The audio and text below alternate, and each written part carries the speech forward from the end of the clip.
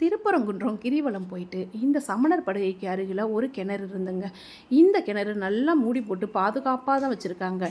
அந்த காலத்தில் இதில் தண்ணீர் எடுத்திருப்பாங்க. இந்த பகுதியிலே பார்த்திங்கன்னா இந்த மாதிரி கற்களை அடுக்கி வச்சு வழிபடுற வழக்கம் உண்டு.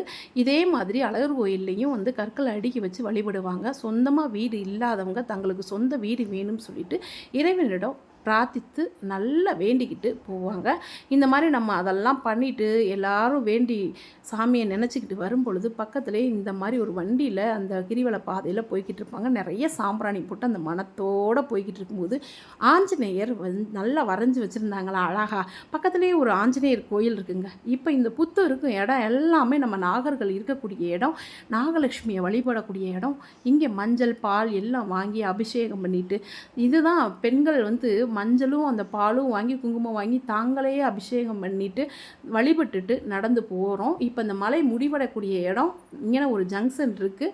இங்கே ஒரு ட்ரெயின் நின்றுக்கிட்டு இருக்குது பாருங்கள். இந்த இடத்தோட நமக்கு வந்து ஆஞ்சநேயர் கோயிலில் ஒட்டி வந்துட்டோம்னாவே அந்த மலை வந்து கிரிவல பாதை முழுவதுமாக நிறைவடைந்தது. அதை ஒரு சுற்று இன்னும் ஒரு சுற்று சுற்றினோம்னா ரொம்ப பக்கம்தான் இனி. இப்போ இந்த ஆஞ்சநேயர் கோயிலில் பார்த்திங்கன்னா ராமர், லக்ஷ்மணர், சீத்தை ரொம்ப அலங்காரத்தோடு அழகாக இருந்தாங்க.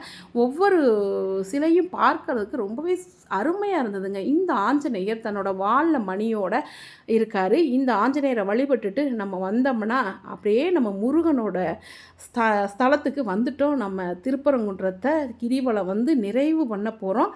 இந்த கோயிலுக்கு அருகில் இப்போ எல்லோரும் நடந்து போய்கிட்டு இருக்காங்கள, ரொம்ப அருகில் வந்துட்டோம். அந்த கோபுரம் உங்களுக்கு தெரியும்னு நினைக்கிறேன். நல்லா சாயந்தரம் நேரம் ஆயிடுச்சு. ஏறக்குறைய 7 மணி ஆயிடுச்சு. நாங்கள் வந்து இந்த கிரிவலத்தை நிறைவு செய்கிறதுக்கு 7 மணி ஆயிடுச்சு. அவ்வளவு நேரம் நிதானமாக தான் நாங்கள் ஒவ்வொரு பிரகாரமாக சுற்றி சாமி கும்பிட்டுட்டு என் குழந்தைங்களும் என்னோட சேர்ந்து நல்லபடியாக வழிபட்டுட்டு வந்தாங்க. இந்த வேலை பாருங்கள், அந்த வேலோட சக்தியும் அந்த முருகனோட சக்தியும் அவரோட அருளும் இந்த எல்லா தெய்வங்கள், சித்தர்கள், இந்த இயற்கை எல்லாரோட அருளும் மனிதர்களோட நல்ல எண்ணங்களும் எல்லாம் சேர்ந்து நமக்கு அருள் புரியட்டும். கிரிவலம் வந்தவங்க நல்ல மனது உள்ளவர்கள் எல்லோருக்கும் நல்லதே நடக்கட்டும்னு சொல்லிட்டு நல்லபடியாக சாமியை கும்பிட்டுட்டு இங்கேருந்து வெளியே வரும்போது அந்த பிரகாரத்திலே பார்த்திங்கன்னா பந்தல் போட்டு நல்லா பூக்களும் வாழையும் அந்த கொடிகளும் வச்சு ரொம்பவே சூப்பராக அலங்காரம் பண்ணியிருந்தாங்க. இங்கேருந்து பாருங்கள், அந்த கோபுரத்தை பார்த்தாலே கோடி நன்மை இல்லைங்களா. நமக்கு கோபுர தரிசனமே நல்ல தரிசனம். இந்த தரிசனத்தை நிறைவு பண்ணிவிட்டு வரும்பொழுது சிவன் இருக்கார், இங்கே ஒரு சொக்கநாதர் இருக்கார். இவரையும் வழிபட்டுட்டு நாங்கள் இனிதான் ரொம்பவே சூப்பராக எங்களோட கிரிவலத்தை இனிதான் நிறைவு பண்ணியாச்சுங்க. எல்லா ஒரு சக்தி கிடைச்ச மாதிரி ஒரு நல்ல எண்ணம் உள்ள மனசோடு வந்தோம்.